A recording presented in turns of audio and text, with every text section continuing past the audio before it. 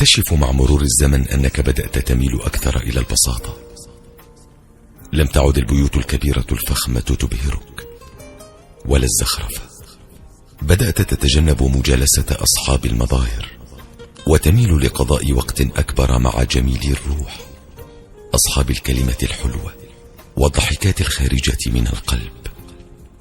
تبدأ بالتخلص من الكماليات الزائدة التي لم تعد ترى جمالها، بل أصبحت عبئا يمنعك من التمتع بالمساحات.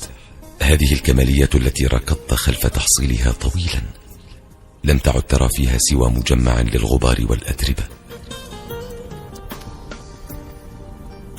ترغب في التحرر منها لتصبح أخف، لتتحرك بسهولة وتتنقل بسهولة وتطير بسهولة من حلم لآخر ومن بلد لآخر دون أن تفكر في قطعة ثمينة تركتها خلفك.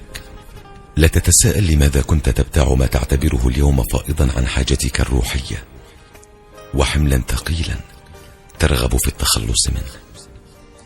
لا تتساءل، فما مررت به طبيعي جدا.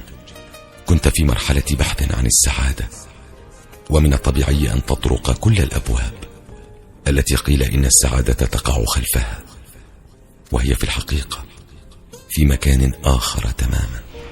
السعادة في البساطة، في الحب، في استثمار الفرح ومشاركته مع الآخرين.